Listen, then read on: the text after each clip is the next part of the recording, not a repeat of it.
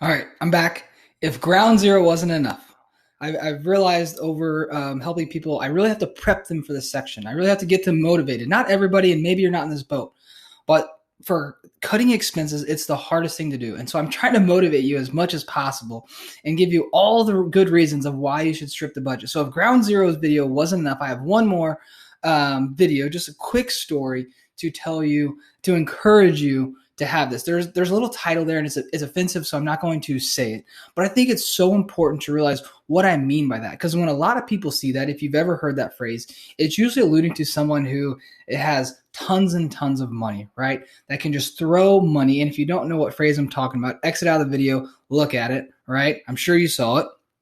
But I think it's important to wrap your mind around the power of that. And here's what I mean, that I've used it in my own life. I don't think that phrase only alludes to the multimillionaires, the billionaires of the world. I think that alludes to anyone that can use that phrase or that mindset in their life. And how you do that is having those funds that in case that you need to say no to something, you can. And the first time I realized I had this was when my wife and I both started working. We had always lived off my income. Well, when she started working, we made it the conscious decision to not increase our expenses, but our income had now doubled.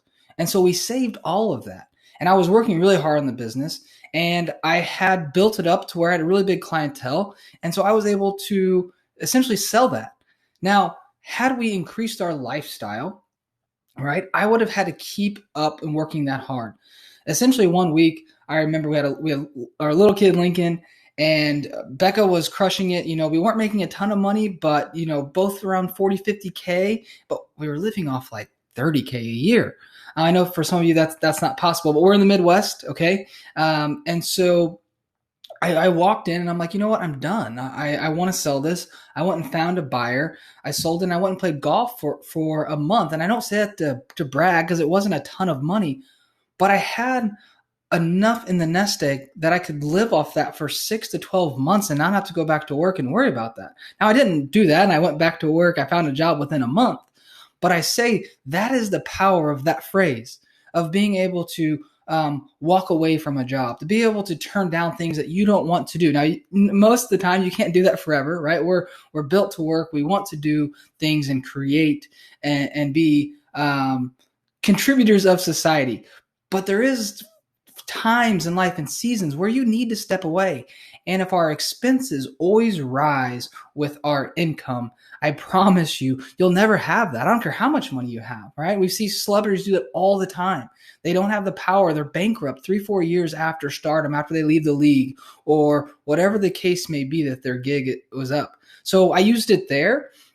Becca has used it in times of switching transitions in careers. And then also we had a really ugly incident where we thought we were owed a lot of money and could have went to court. And you know what? We didn't waste that negative emotion there. We didn't. We decided to walk away from it. We didn't have to have it. Do I want it? Yes. But you know what? It wasn't worth court. It wasn't worth the lawyers. It wasn't worth all the headache. It wasn't worth the mental energy to put towards that. And so I say, like, there becomes so much freedom when you have 30, 40,000 sitting in a nest egg, right? That may not be a ton of money for people, but I guarantee that's going to get you by for 2, 3, 4 months while you figure out what you need. And you can say no to things that you've never been able to say no to. All right. That's that power. And so, man, if you want that, you don't have to be a millionaire to have that power. You just got to get a little bit in savings, a little bit in investment vehicles to give yourself the freedom, give yourself that little bit of cushion. All right. I promise it will relieve so much stress, but you got to scale back on some things. You can't live to 90, 95% of your income. All right. I'm going to get off my soapbox. I want you guys to have that power, right? I want you to have that freedom, and it starts now. Okay. Thanks.